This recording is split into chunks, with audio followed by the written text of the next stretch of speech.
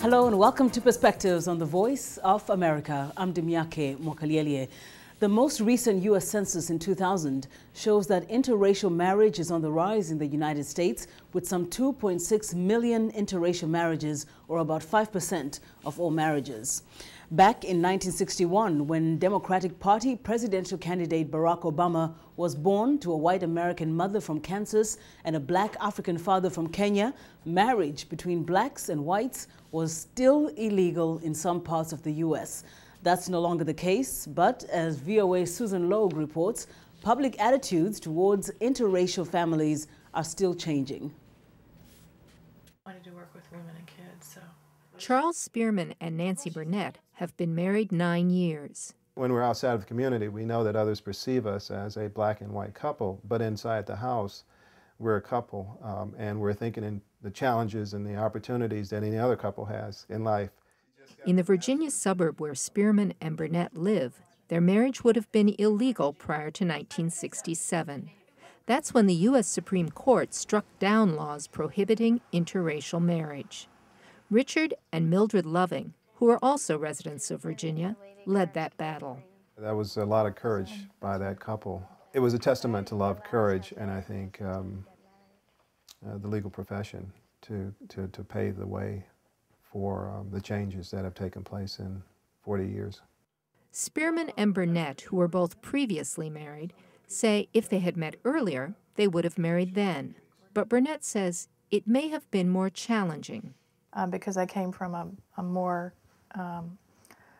conservative, smaller city, a town, and grew up seeing and knowing very few people of color. I can't really predict how my family at that time would have been able to accept that difference. 40-year-old Rachel Lerman knows what it is like to be a person of color in a majority white community. And a lot of people, I was the only black person they knew. So for me, I always felt, black. But Lerman's mother was white. Lerman married Alex Diaz-Asper 7 years ago. They have 3-year-old twin boys, Alejandro and Miguel. We do get reactions, obviously, because of how they look being such a contrast. Usually it's people who are white who will look at them and say, well, how did that happen? And gosh, you got one for mom and one for dad. Despite such comments, Lerman, whose father was Nigerian, says she believes her children will have a better experience growing up in Washington, D.C.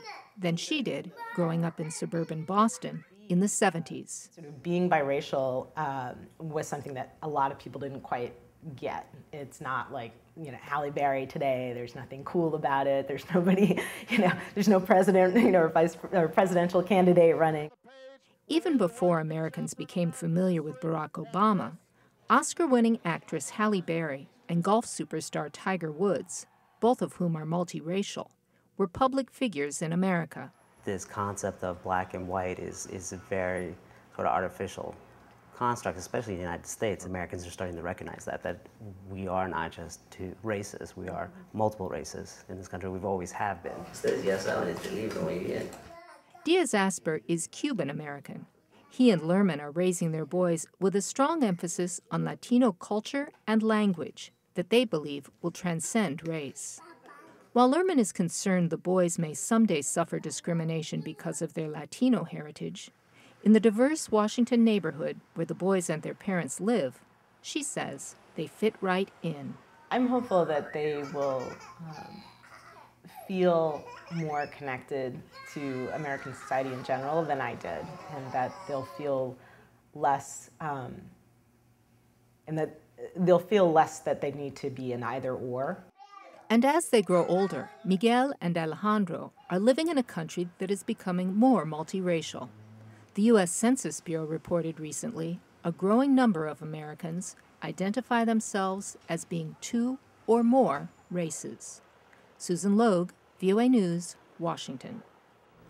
And that's it for today. For more news on American life and breaking news from Africa and around the world, please go to voanews.com. Also, we would love to hear from you, so drop us a line at africatv@voanews.com. Until tomorrow, I'm Dimiake Mokaliele for the Voice of America.